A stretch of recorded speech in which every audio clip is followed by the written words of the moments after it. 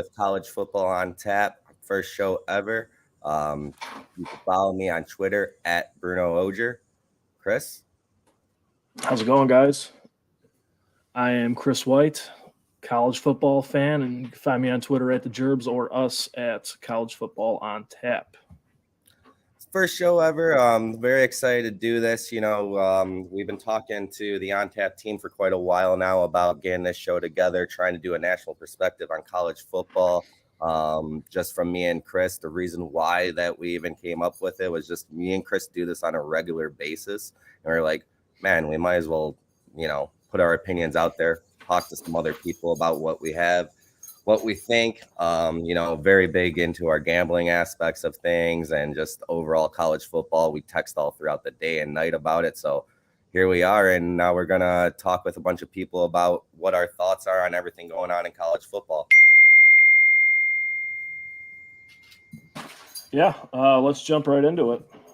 All right. So, first show, we wanted to give ourselves a little introduction to ourselves. And, it's the first week of college football. We did have week 0. We'll do a little recap of that. But the first thing we want to talk about is that we did have breaking news today. As once again, the conference realignment is continuing to go on throughout the whole entire last, 2 months or so of the summer. It's just been constant team jumping to conference. And today pretty much cemented that the Pac-12 is going to be no more. Yeah, it looks like the ending for the Pac-12. I mean, there's not too much left with USC and UCLA jumping ship first. Then the news from a few months ago, and then was it just this morning? We heard about the rest following out to the ACC. Yeah, everyone was wondering for a while if the ACC was going to get more involved. Who were they going to extend it to? Were they going to take the teams that the Big Ten didn't raid after, the Big 12 going after some? I mean, where were these teams going to go? I mean, there's still some out there. And I guess we'll see how the season plays out. I mean, I don't know if other conferences are going to want to jump on these teams like in Oregon State before they, could go anywhere. They're normally a pretty decent school, normally have pretty good quarterback play as they should this year with DJ Ukulele, as I like to call him. Yeah, that one's always a toss-up. But yeah, so today it was SMU who got offered to the ACC, Stanford, and Cal. Oh, yeah, so those 3 teams now have been offered an invitation to the ACC. The Big Ten isn't the Big Ten with 16 teams, 17 teams, who knows anymore? So not the Big Ten anymore. I think that they're going to have to change these conference names eventually with the amount of realignments amount of teams that are joining all these conferences. And the college football that me and you knew when we were children growing up, both as Notre Dame fans who don't have a conference, but growing up, our college football that we know is now dead. I mean, it's a brand new era. Tradition is gone. Well, is that kind of, I know we've had plenty of conversations about our disdain for the NCAA and the way that they treat student athletes and stuff from time to time. Is that next after this? A conference realignment and then the NCAA is gone? Man, if I could manifest my dreams, I would, and that sounds perfect to me. But even in a perfect world, I don't see that happening. Yeah, I mean, we'll see. A lot of eyes have opened up this year, especially with the Netflix Untold series, with the Johnny Manziel documentary. I think that kind of opened my eyes more to the manipulation of the NCAA and college athletes in general. So I think that spoke to a lot of people in a lot of different ways. And then now you have Reggie Bush suing the NCAA for defamation. Yeah, so Reggie Bush, that came out about a week ago that Reggie Bush is suing the NCAA for defamation. They took away his Heisman Trophy. What gives you the right to take away a guy's trophy that he earned? We understand, people were doing things, and I mean, college athletes have done it for a while to try and make a little bit of money on the side, so getting paid for it. It's nothing new. Yeah, so I think we're on the side of Reggie Bush when it comes to that. But, definitely. And we'll see how that plays out. I think that this could be another thing in the game changing for the NCAA in general. So, but that's gonna probably take quite a long time in terms of the process, but it would be nice to see him one day get his Heisman Trophy. That was well deserved back. Even though in 2004 we probably were begging for him not to get that Heisman. I think it was it was 2005 when the Bush push. Was it 5? The Bush push? Yeah, I mean, that was one of the sadder days of my life. I remember sitting on the top of my stairs, throwing a ball against the wall, swearing quite a bit, just wondering how they let that happen and how did Notre Dame lose that game. And it sticks with me forever. And even when they show highlights on TV from time to time, I will get very upset and curl into a little ball and cry a little bit. Yes. So let's hit off our week 0 games. We had 7 games last week for week 0. Yeah, and I mean there was only a couple of major schools that were playing, and I mean there was 3 pretty decent games that were on last week. I mean I couldn't even tell you some of the schools that played last week just because they're D2, D3, who even knows. But yeah, last week we did have we could start off with Notre Dame. Obviously a very dominant performance, and that's not just us being homers, because we might do that quite a bit here. But Sam Hartman, everything that we dreamed he could be for Notre Dame there. 4 touchdown passes, looked really great. Audric Estime, great running game, first touchdown of the season. That won me a bet because I put the first touchdown on him, so I was really happy with that. But 42-3, great defense, great offense, no complaints, and that's really hard to say. Yeah, the team looked pretty great altogether. Great House got put up for an award for freshman, outstanding freshmen. So if you didn't see that, yeah, I did. USC looked pretty solid offensively. Some fun stuff on their special teams too, but their defense did not look great against San Jose State, was it? Yeah, it was San Jose State, and that kind of seems to be a trend with USC yearly. You know, and I think it's just a Pac-12 thing. I know that they're normally a lot of their games start at 9:30 Central our time here, and Right. we might not watch all the way through after starting at 11 a.m. Well, probably 9 a.m. with College Game Day and whatever other shows are on early in the day on Saturdays, because it's always been fun to watch those shows. But yeah, it seems like it's a Pac-12 thing where a lot of times the defense go to the wayside, and they build very talented athletes. I mean, they always have talented athletes. They have a lot of people who score. They don't play defense. And is this going to be something that is the downfall of USC again, where they're a 10-2 team who misses out on the national championship, even if they do win the Pac-12, which we obviously hope no. Yeah, that's right. I mean, last week we had 4 one-score games. Even though it might not have been the best competition or the best TV to watch, they stayed competitive in San Diego State and Ohio, UTEP and Jacksonville, Hawaii and Vanderbilt. And Vanderbilt did manage to get their stadium finally finished before their week 0 home game. I thought that they still had the scoreboard because it was hung up by cranes. Oh no, they're very much under construction, but they're at a playable stadium. Yeah, I saw that the scoreboard was held up by cranes, and I thought that was pretty funny. And I saw a lot of reports that people just kind of making fun of them, saying there's just cranes all over the place. So Vanderbilt, an SEC school, always on the low end of the SEC, which we know they tend to believe that that's the top tier of college football. I may lean towards the Big Ten sometimes, just because I am from the Midwest. But I don't know your feelings on that, Chris, if you feel like the Big Ten or the SEC is the more dominant conference. But Vanderbilt's always on the low end of that very competitive conference. And, well, their stadium kind of for the first couple of weeks of the season, if not the whole season, might show that. No, yeah, I mean, that's no kidding. They've always been bottom feeders in that conference, and that's fine. I mean, they're playing in the SEC, and that's what they want to do. But that's all there is to it. I don't think they'll ever have the recruiting, not in our lifetime at least, to be a Georgia or a Bama or even an LSU.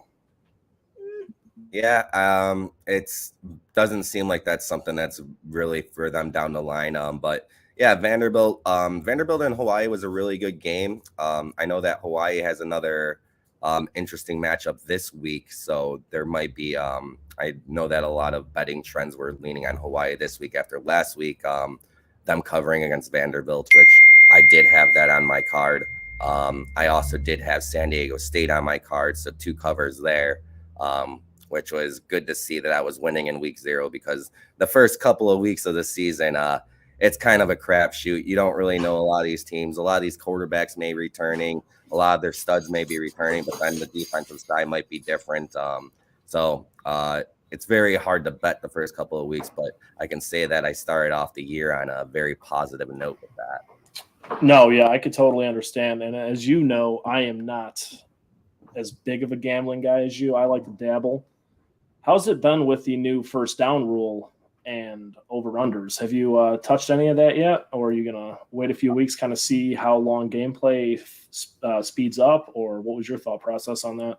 So I did see a little stat on it that last week it saved 1 minute doing it this way. So more times for commercials, I guess, instead of, more gameplay on the field with the way that the first downs used to work in college football. And for those not familiar, college football, once you get a first down, the clock stops until the ball gets reset. At least that's the way it was in the past. They done away with that rule to try and make the games go by a little bit quicker. But in week 0, that was not the trend. It was a total of 1 minute that they saved. So nothing compared to like Major League Baseball and the way that they're doing things with the pitch clock and the amount of times that we could tell it saves in terms of that. But we'll see how it goes forward with that. They got plenty of time for college football to work out the kinks, and we'll see. Some networks might not be as prone to commercials as the 4-letter network and Fox or anything like that. So it will be right. It will be interesting to see how that goes forward. But no, I haven't looked into it. I know that one thing that I've always been big on in the first couple of weeks in the season is play the overs. Overs are a good thing. So I'll probably put out some crazy 10-leg parlay for $10 that will win me $5,000 tomorrow on all just overs, just because overs should be hitting this week. I do have a couple of those when we get into our betting segment a little bit later on. But with that, we could go into week 1 in general, what we have going, what we have to look at. Good games this weekend. We have games tonight. We have games tomorrow. We have games Sunday, and we have a game Monday night. So the opening week before the NFL kind of takes over that Thursday, Sunday, and Monday schedule. We'd start off with tonight. It looks like we do have some decent games tonight. Yeah, so we got Michigan State playing Central Michigan. I know that we have probably within this area in the Midwest, we have quite a few Michigan State fans. And they're coming off a very poor season, so it'll be interesting to see how they perform tonight with Peyton Thorne still at quarterback.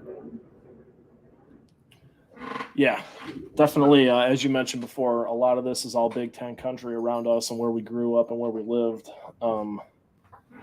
I don't think Michigan State is going to be any better than they were. I don't think they're going to be any worse. What is really intriguing to me tonight is at 6:00 is Miami of Ohio against Miami. Did you see the remarks the quarterback from Miami of Ohio made? Mr. Brett Gabbert, the brother of Blaine Gabbert. Yes, sir. Brett Gabbert made some comments this week. As you know, it is Miami versus Miami. One's in Ohio, one's in Florida. But Mr. Gabbert says that they are the real Miami, and they're going to show them on the field tonight. So a little trash talking coming from a MAC school. Obviously, Miami being in a Power 5 conference, everybody knows the U.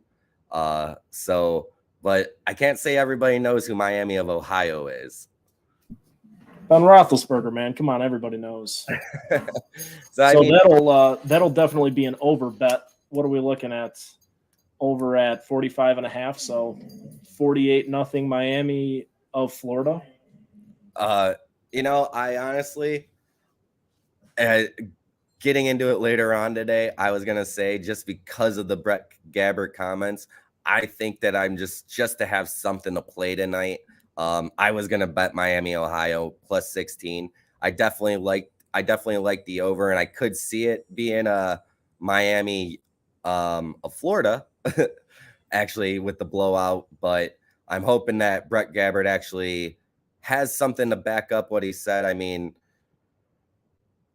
make it fun. I mean, trash talking college football like before the first game of the year, it's not something that you really see from a school that's from the MAC conference. And I'm ready for it. And I just want to see him. I want to see Brett Gabbert go out there and take care of business tonight. So I think I might lay a point spread on there just to keep it at least close and make it entertaining for us. No, it's great. And I also appreciate all the shit talking and makes it a lot of fun, keeps you interested. And I know you love your Maction, and I believe you have your alma mater kicking off tomorrow at 11. Yeah, so I went to Northern Illinois University. NIU plays Boston College, another ACC school. So ACC versus MAC. Don't really know if that was a trend this whole weekend. I'd actually have to look into it. But yeah, NIU versus Boston College. Boston College, the line came out at -9 for that. So NIU, not a huge underdog. I mean, a decent sized underdog, but a very winnable game for the Huskies. That's honestly like my homer pick, my underdog pick of the week. I think NIU is going to come out there and win outright, but that's totally just me being a homer and, hoping for the best. There's nothing wrong with some homing sometimes. I don't hate the points for Miami of Ohio or Northern Illinois. I'll take the 16 and 9 all day. Yeah, I like I told you, obviously we're gonna spend the first week of college football. Me and you will be together all day. Maybe we'll do some live at reactions on our Twitter accounts as well, just so more people could get acclimated to us and our show. But that's the main game that I want to watch at 11 a.m. tomorrow. I mean, not mainly just because I'm a homer, but I also think it's probably going to be one of the more competitive games of the early slate of the day. I mean, honestly, there's a lot of games for tomorrow that could be blowouts, but like we said, who really knows? It's a very hard sport to gauge come the first couple of weeks of the season. 11 a.m.'s got a decent slate. I am one of the few Eastern Carolina Pirate fans. Oh yeah. I am not I'm not afraid to admit that. I have watched a total of maybe 4 of their games, and I just cling on to that purple. I love the Pirates. And I really, really want them to beat the absolute crap out of Michigan tomorrow. No Harbaugh, fresh off an off season. I'm ready for it to happen. I'm going to cheer for you, but I'm thinking that game's going to be off the TV in like about 20 minutes or so. I believe Michigan's like a 36-point favorite in that. Yep, 36, and that's why I have 2 TVs. Yeah. And I mean, that's a tough sell though, because isn't the debut of Coach Prime at 11 a.m. tomorrow? It sure is, which is what everybody's talking about for some reason. Well, it's Prime in Colorado against former college football playoff team Texas Christian, TCU, at TCU, 11 a.m. tomorrow on Fox. Yeah, so I think it's just interesting because what Colorado did this season was very unprecedented. They have 69 new scholarships coming into this season that Coach Prime gave out. Nice. The way that he came into the Colorado program was pretty much, you guys were 1-11 last year. This is pathetic. You guys don't belong on my football team. And he brought in a bunch of his own guys. And we've never seen a team literally take 69 new players in one season. And I don't know how it's going to be. I expect growing pains. But at the same time, like, because it's Deion Sanders, and I think a lot of people maybe in our age group, like that 27 to 40s age group, like they grew up idolizing Deion. I mean, you were maybe a little too young, actually, for the Deion years, but I do remember the back end of his career. I remember the back end of his career, but this is wildly unpopular, hopefully not to all. I do not get the neon hype. Neon Dion is not for me. I think it's honestly just because of who he is and who he's been. He's just a big name, and the way that he was back in his college days and his NFL days, and his overall cockiness and demeanor that he has, it's just kind of like people gravitate to that and people want to see that. And then I think a lot of people might even want to laugh at him if it fails in his face, which he might fall on his face this year. I think if they win 4 games, they got a very tough schedule. I think if they win 4 games, that's very good for them. I think they're set at 3.5. So yeah, there you go for winners. So, and I do think they have 4 winnable games on there. And I'm not hoping for him to fail. I do believe he is part of the whole shit talking thing. We'll circle back to of he's making it fun. Yeah, and I'm fine with that. But the walking into Colorado and that whole I brought my own luggage and it's Louis Vuitton bullshit. I cannot stand that stuff. I absolutely hate it. You always have all your Louis Vuitton stuff, so I mean, I don't know why you're against it. Yeah, I can definitely relate to that one. Yeah, I mean, honestly, it's an interesting story. I just think that the way that things have been done there, and the fact that it's never been done before like this, it's just something very interesting to watch and see how it ends up playing out. I don't know if I'm necessarily cheering for them. I've kind of always liked Colorado in like a background kind of way. So I don't know. I think it's just those all black uniforms with the gold helmets on it. Something about gold helmets for me. I just love them. Saints all whites are my favorite uniform in all of sports, so I get that. Yeah, I feel that for sure. What are your thoughts on Notre Dame playing their first FCS school tomorrow? I think it's a good thing for them. I've been thinking about it quite a bit this week. They might come out there and look pretty flat, honestly. They're coming back from an emotional game, coming off a big win, maybe some jet lag in there still. Yeah, I mean, it's kind of an awkward week for them. I don't know exactly when they got back. I'm guessing sometime on Sunday. Like I think they left Sunday morning, so more than likely late Sunday night. Not sure what the time of the flights was, and if there was connecting flights, anything like that could have affected them. It's probably wasn't a normal week of practice, probably wasn't a normal week of video that they'll get accustomed to. And I think that's kind of why they built this in their schedule like this. To have a team where it's like, maybe they do come out there and they look really flat for the first 10 minutes or so and not playing their best football and then get it back. And you don't want to end up into a game like I think next week they play North Carolina State. You don't want to go in there and play a school that's North Carolina State. They might not be the best, but they're not the worst by any means. And you don't want to. That's totally understandable. Yeah, I mean, you could get yourself down to a school like that, 14-0, and the last thing Marcus Freeman wants is to have another season start off like last year did. Obviously, he came on strong at the end, but there was really bad losses last year. Early losing to Marshall in September and Stanford. Ohio State was a fair loss. Yeah, and I mean they looked followed up by Marshall and Stanford. But they look good in that game, and I know that we'll be looking forward to their matchup September 23rd, I believe, Notre Dame versus Ohio State, primetime television. I'm sure we'll be very amped up for that game. No doubt. But what else we got looking forward to tomorrow? I think one of the better games is North Carolina versus South Carolina. Is that Drake May against Spencer Rattler? Is that what's going on? Yeah. Drake May, a Heisman candidate coming in this year. North Carolina struggled at the end of last season. I think they lost their last 4 games. But overall, North Carolina, Derek May, a lot of hype around this kid. We'll see. I hope that we'll see how they do against an SEC school. I know that's a big rivalry, obviously, being the Carolinas.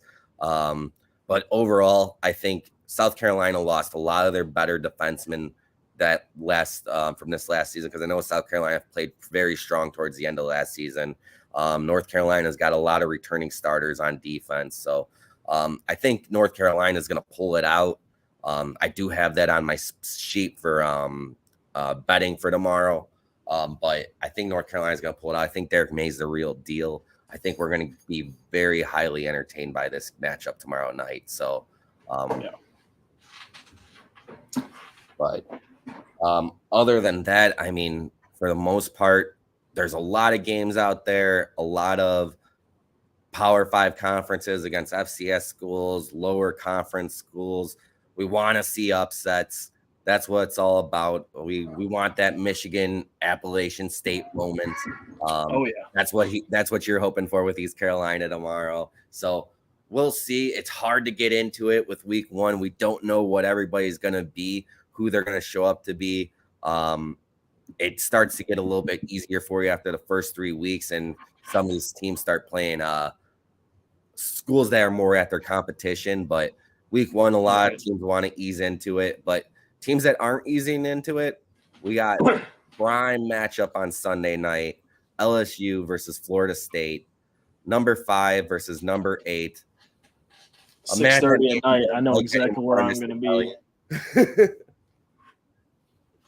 Brian Kelly. Yeah, we're not big Brian Kelly guys around here anymore after the way that he left our Irish.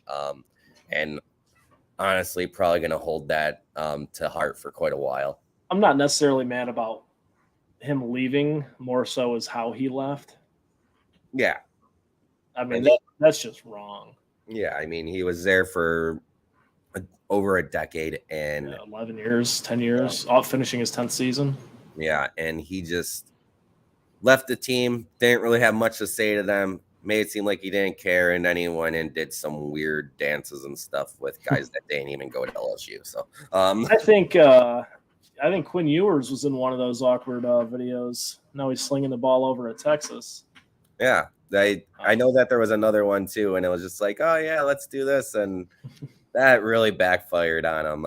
I mean, I think it was time. I think he wore out his welcome, and he took us as far as he could take us, and I don't think his recruiting just wasn't enough. It was enough to get there and just wasn't enough to finish it. Yeah. And I think his whole idea was going to LSU. You're going to bring in recruits who just want to play in the SEC in general. Yeah, you're recruiting in the best part of the country, no doubt. Yeah, so I know that they can't remember his name, their quarterback this season, but 4-star recruit, kind of something that he really wasn't the best at was the quarterback room at Notre Dame. I think the quarterback room at LSU for him is off to a little bit of a better start than normal, and we'll see how that goes for him. Florida State, a team that was on the downs for 3-4 seasons. I mean, they had like a 3-9 year, a 4-8 year. They were not good. They had a few good years after Jameis, and then it started going downhill. Yeah, and I mean, that's very unlike Florida State. Florida State's always, since I was a little kid, has always been a really top tier school in some way, and they haven't been that team. Last year they started to put it together again, and now this year they're coming in ranked high, very high. I mean, highest they've been in a while. So starting at 8, I mean, that's a pretty high spot. And first game of the year, you're playing LSU.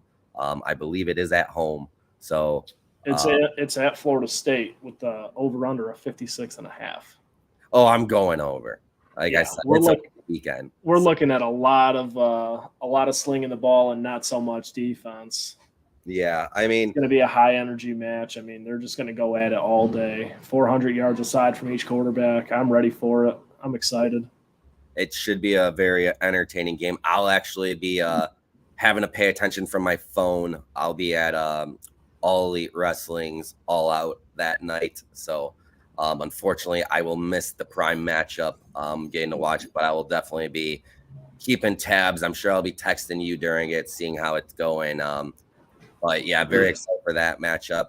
Another matchup on Sunday, in terms of an interesting story from the offseason. Northwestern is playing Rutgers on Sunday morning at 11 a.m. And Northwestern, went underneath scandal for a hazing scandal this year, underneath Coach Pat Fitzgerald. A lot behind this. I don't necessarily know what my whole opinion is on it. I've always been a big Pat Fitzgerald guy.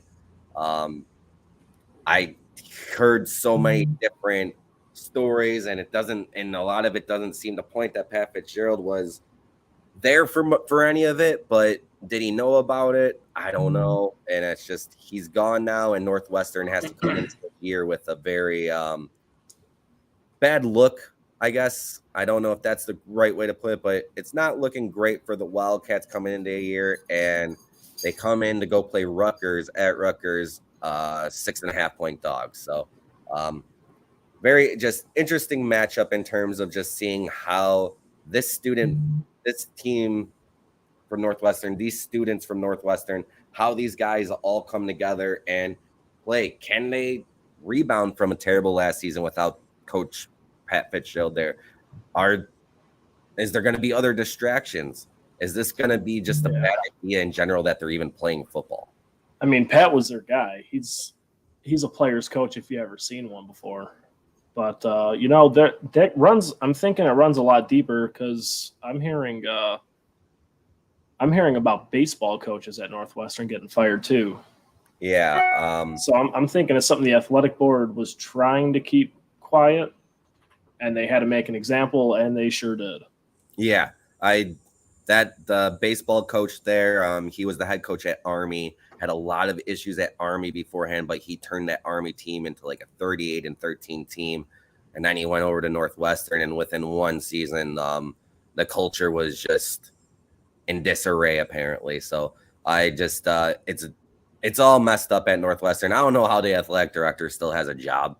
It's just honestly like the hires, it just seems like there was a lot of negligence in that. And then, like I said, in terms of the football team, it seems like there was a lot of stuff where there were strength coaches involved and a lot of things that should have been happening, a lot of things that would obviously mess with the psyche, especially of a young 20-something-year-old, 19-year-old college student, like things that you just don't do.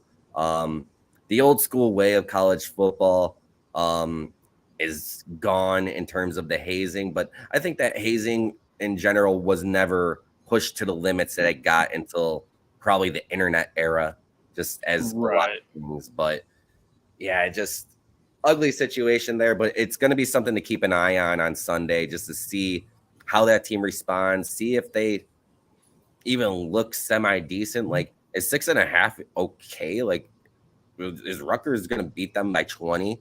Like, yeah, you have no idea what they're stepping into. Yeah, it'll be a very interesting matchup to watch this week. So we have Ohio State and Indiana going off tomorrow at 2:30. Oh yeah. Gotten any confirmation on who the starting quarterback is? No, I haven't seen anything. It's crazy. Yeah. I mean, it's literally tomorrow. Week 0 was last week. The season has officially begun. And we have the same issue there with Alabama. So 2 top-tier schools that don't necessarily know who their quarterback is. There's guys there leading the way. And a brand new offensive coordinator in Alabama, too. Tommy Reese, former Notre Dame offensive coordinator, going to Alabama and bringing a quarterback with him in Tyler Buchner. Who is now on the practice squad as of 2 days ago. Oh, really? Yeah. I thought that the way that they were, when I was reading probably about 4 or 5 days ago, was Tyler Buchner was looking like the number 2, but was going to get playing time in this game. But practice squad. Yeah, day before yesterday, I read practice squad. Interesting. Read it on the internet. It's got to be the idea. Doesn't look like it was a good idea for him to transfer over there then. He wasn't starting over Hartman anyways, but like, do yourself a favor and go to somewhere you're going to play. Yeah, go to Boston College, go to South Carolina, somewhere that you have a chance to compete for a starting job. Yeah, I mean, it sounded like he did have a chance to compete for it, but it's just if he's heard the squad Drew now. Pine will not be starting over in Arizona either. Wow. So both Notre Dame quarterbacks from last season not starters when they left. And That's unfortunate for them. I like Drew Pine a lot. I wanted him to be the starter over Buckner last year, but yeah, I'm right there with you. But when you're bringing in a quarterback at the level of Sam Hartman and what he did at Wake Forest, you can't really blame the Irish on that. But anyway, Alabama in general, Nick Saban doing away with depth charts as well. The quarterback situation, not knowing who the quarterback was going to be there, he said it provided too many distractions. So they decide they're not even going to have a depth chart. They're not even going to tell you who their starters are anymore. Everybody could be a starter, like for all he wants to stay, because depth charts cause distractions. So after 17 seasons, he decided that depth charts are no longer needed. So, I mean, a guy like him knows how to keep his cool and talk to reporters and whatnot. But a guy with his tedious record, that's driving him absolutely crazy inside. Yeah. He's stalling for an answer he doesn't have yet. Yeah. And it'll be interesting to see how it goes. And I mean, it's good for them to have an easy matchup right away. Not that it really matters in terms of Alabama. I mean, if they played like a middle tier school, they would probably still end up winning. But, if you don't have these things like quarterback figured out and you don't really know how you want to go, probably better to start off on the low end of things. So it'll be interesting to see what kind of competition they have there, what kind of competition we see out of Ohio State. Both of their quarterbacks now in the NFL from last year. And right. At least one of them, I think Bryce Young will be a starter. I believe he was named starter. I don't think CJ Stroud is starting though. But he'll probably get there very shortly. And they left their schools here in disarray for top teams. And I mean, Ohio State's ranked 3rd.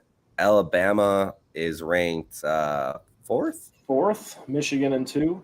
Yeah, Michigan's at 2, and then LSU was 5th, I believe. So then number 1 was Georgia, who also had some quarterback questions of their own coming into this year. So all the top tier schools, not sure who their quarterbacks are, which is could cause some chaos in terms of who everybody thinks is going to go to the national championship. Which, with that, I know we haven't really discussed it too much.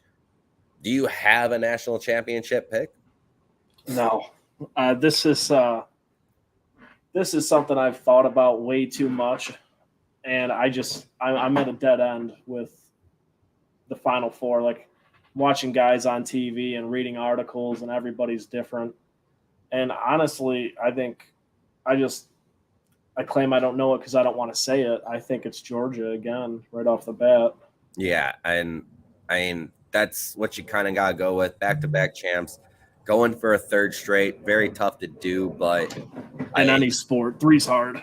2's hard. How do you go against them at this point? Until somebody shows us otherwise, who's going to stop them? Who's going to beat them? So that's absolutely right. We'll see. I know a lot of top tier analysts are big on LSU this year, and I kind of scoff at that because I just don't want the best for LSU, but we personally know Kelly can't finish. And let me say this wholeheartedly.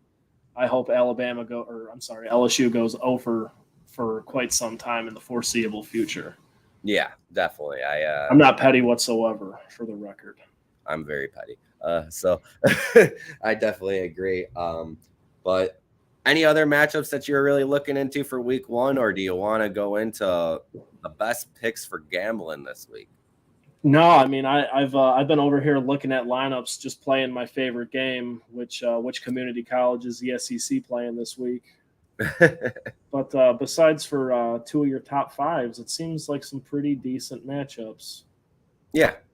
It's going to be a fun weekend. I'm really looking forward to tomorrow. For those of you with kids, you know how it goes. You got to watch it on your phone while the kids have the TV. That's not happening. Tomorrow's for me. Saturdays are for me for the next X amount of weeks. I'll bring my fiance tomorrow to watch the kids with us. Sounds good to me, man. Now. All right, let's jump into our gambling segment. Let's see what you got for us. Like I mentioned earlier, I am not as big of a bettor. I like to dabble, but Bruno likes to make a living off of this shit. Yeah, so we got. I got quite a few. I didn't want to go too crazy with it being week 1. I mean, who really knows? I don't want to go 0 for 7 or anything like that, but I might. I'm going to dabble in on some, but I'll throw some out there that I'm very confident in. I did just get a good $152 winner off of the Chicago Cubs in their first game of the day. So thank you, Cubbies. Hope you continue to do what you're doing tonight with the second game. But yeah, so we'll start it off with tonight. I had to put something out there for tonight just because there's a few games. I didn't really want to go too crazy, but I got 2 games that I want to go with, and both MAC schools, baby. We got Miami, Ohio. I told you earlier, Brett Gabbert wanted to go with them. Plus 16 against Miami. The other Miami, the U. I wouldn't necessarily. I'm going to tell you right now, these 2 picks are more of leans than anything. They're not things that I am fully confident in, that I want to put my name completely on, but just something to go out there with. I want to see Miami, Ohio get the plus 16 cover, keep the game close. We said it earlier today, and that's just kind of why I want to just throw maybe $10, something low on it, just to keep it exciting. And then a game that I think could end up being close, Central Michigan versus Michigan State tonight. Central Michigan getting plus 14 and a half in some markets. Michigan State coming off a struggling season. I kind of think that Michigan State is very hard for scoring offensively. They just don't seem to put it together. And I think Central Michigan can keep it close. I know that these teams play each other quite a bit, though. I had a stat that was sent to me recently, like within the last hour by someone that I saw. I think it was our buddy Fat Zach. 25.4 is the average of the last 4 games of what Michigan State has beat Central Michigan. But coming off of the season that Michigan State had last year, a very down year for them. Central Michigan played quite well throughout the year in their MAC conference play. They did beat my Huskies last year. So I think that I'm going to take Central Michigan. I want to take them at 14 and a half. I'm trying to play the lines. Once we get off of here, I'm going to kind of dive in more and put down whatever I want to do on it for today. But Central Michigan plus 14 today. I think I'm more confident in that than the Miami, Ohio. But we'll see how it goes. Now on the games that I'm a little more confident in, we're going into Saturday. The first one we talked about, Coach Prime, TCU minus 20 and a half, coming off of a year where they were in the semifinals of the national championship. Had a great year. TCU minus 20 and a half, even though they're ranked 17th coming into the season, against Colorado and their 69 new scholarships. I think we got to put that as a very good chance that TCU blows this team out tomorrow. So yeah, I was thinking 38-3, 38-10 territory. Yeah, so I'm going to take that 20 and a half. Hope TCU wins by at least 21, maybe a little bit more so that I'm not sweating it. But we're going to go with TCU minus 20 and a half. Another one that I really like for tomorrow, Utah State versus Iowa. Utah State getting 23 and a half points against Iowa. Can Iowa even score 24 points? I mean, they were a part of that. They were a part of that double safety 5-3 game or 5-2 game last year, right? Yeah, but in general, it just seems like every game you watch from Iowa, like I should have looked it up, but like I don't know how many times they scored 24 points last year. The Aggies snuck into the top 25. Yeah, they got great defense. No doubt about that. Iowa always plays tough defense, and that's what kept them afloat last year. But 24 points to win by 24 is a lot of points. Utah State normally puts together a pretty decent team. I think they finished third in the Mountain West last year. Quarterback's returning. I'm going to take Utah State plus 23 and a half. I really like that just because I don't trust that Iowa could score. That offense has been bad for a couple of years now, and you don't see them making any major moves to change that. Yeah. So We'll see. I could be wrong on it, but I mean, in terms of trying to find week 1 bets, I think that that's a pretty solid one. Another one in a game that I told you I was very excited for tomorrow night, North Carolina, South Carolina.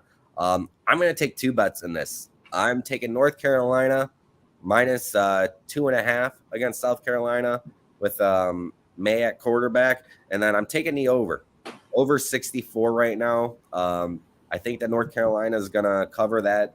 North Carolina, South Carolina are going to cover that. It's going to be a shootout. They're going to play. It's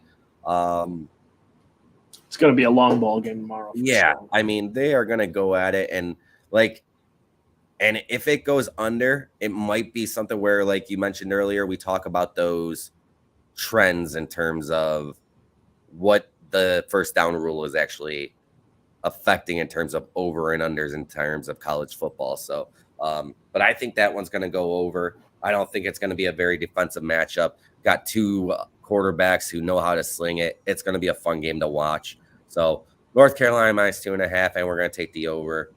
Then another game that I was looking at in terms of the over, Ohio State, Indiana, 59. I think Indiana puts up 3 touchdowns, and that's an easy over. Exactly, and I think I think Ohio State will double them. Yeah, I think Ohio State, even without the quarterback situation really figured out, they dropped 49 somehow. Indiana scores 21-24. I think that 59 is a pretty low number for these 2 teams. Ohio State is a 30-point favorite in it, so I think the over of 59. Indiana tries to play competitively with Ohio State all the time.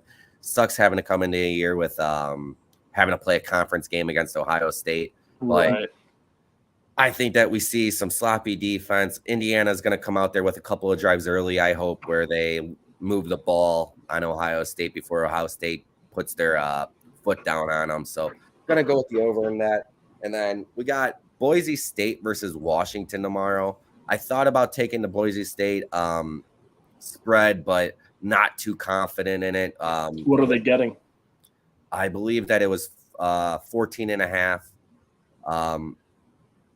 But I could be wrong on that. But I know that the over on that game was 58.5. Boise State, Washington, part of the Pac-12. We talked about it earlier today, how the Pac-12 has quarterback after quarterback after quarterback on all these teams. No difference tomorrow with Pac-12 is loaded. I believe Michael Penix is the quarterback there for Washington, and he had a great year last year. Boise State, good school, always competitive. So I think that these teams are going to put some points up against each other, having that Pac-12 mentality as well, where the Pac-12 just not a lot of defense, a lot of times, a lot of offense. So I think that's going to happen. And then just because Sunday we got some football on, got to have some bets in there. I believe I have Oregon State minus 16.5, getting a cover. I believe that was it San Jose State that they're playing this week? I think they had the same opponent that USC had last week. So Oregon, yeah. So I think Oregon State minus 16.5. I think that's a low number for them. Again, good quarterback play there in Oregon State. Yeah, I mean, wasn't always the best at Clemson, but I think that he's coming into a new system that's going to work out for him, use his legs a little bit more. So Washington minus 16.5. I took that. And then as much as it pains me, I just don't believe in Florida State yet. So LSU minus 2. I think it'll be a fun game. I think it'll be a close game in some ways, but I just don't think Florida State is ready for this moment yet after years of just being on the down. So I'm going to take LSU minus 2 as well, just to have something. But as I said, my Saturday slate, everything I gave you for Saturday, I'm a lot more confident in. I would be leaning more on Friday and Sunday just to have some action and something for us to cheer for. So, since you're throwing action all weekend, Monday, what are you riding with Duke in 13, or you going to stick with Clemson? I personally think the Clemson train is over. that spread line has come down since the last I looked at it. I will take Duke. I probably will throw down a bet on Monday before I go to work. I'll be missing that game as well, but I will take Duke. I think Duke is a school that's gotten a lot better over recent years. They continue to make strides and be very competitive in the ACC. 7-5 team, 8-4 team. They put good teams out there. They stay competitive, so I don't want them to.